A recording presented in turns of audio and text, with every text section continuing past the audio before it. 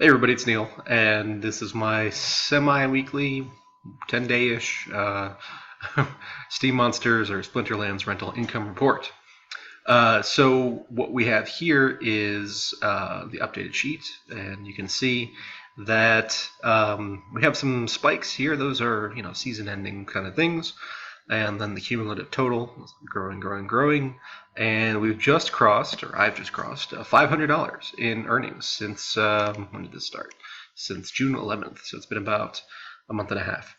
And, over the last week or so, I have been less focused on renting individual cards and more focused on getting the Heron's Unlimited accounts up to date and working. So if you have not heard about that, that is the free-to-play system that TC Polymath created the back-end support for.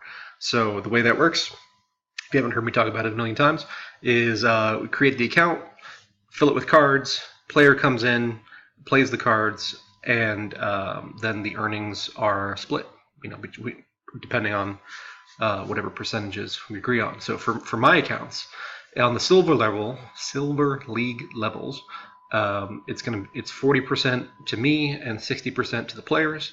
Gold levels are 50-50, and diamond champions are 60 to me and 40 to the player. And yeah, so you can see that this column here is the earnings from that, and I've brought in 73,000 dark energy crystals since July 12th, so about 11 days there.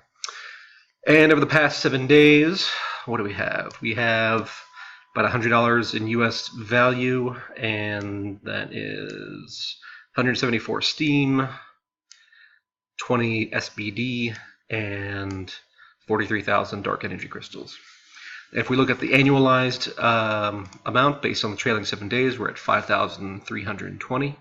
And if we divide that by 12, that's at $443 a month, which is actually pretty close. And I was looking through my account yesterday, and we still have a lot of individual cards that are not in the Heron's Unlimited accounts and are not on the rental market. So I have further room to grow that just by taking the time and going through.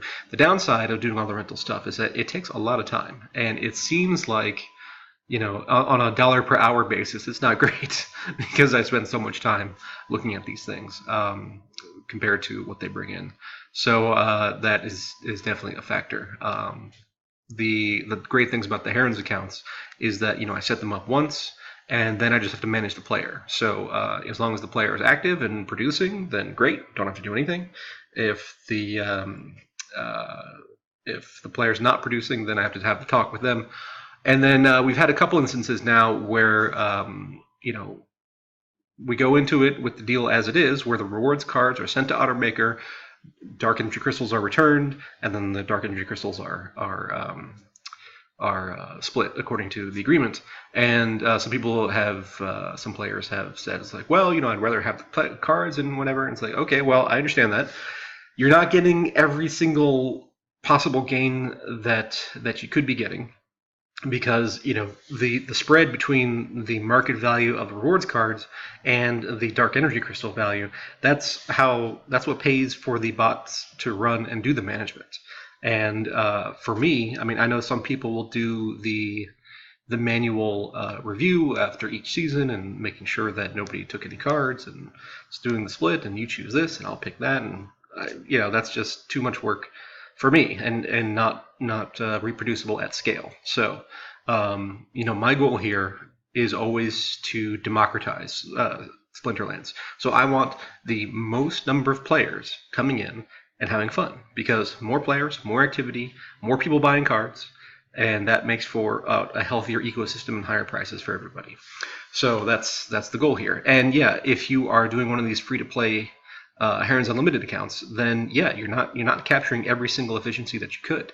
That's part of the cost of not having to put up any money. So just take it for what it is. And if you're a player and that begins to bother you, then that means that you should start investing your own money in your own account. But just understand that when we set up the deal is what it is. So it's not likely to change. I might add another card or two if I deem it necessary, but yeah, that's kind of where we're at. So yeah, that's kind of the story. Now we have a season ending in about a week, and I expect to see we see the biggest bump because of the season rewards at the end of the seasons. So that is always the part to look forward to. We'll check back next time.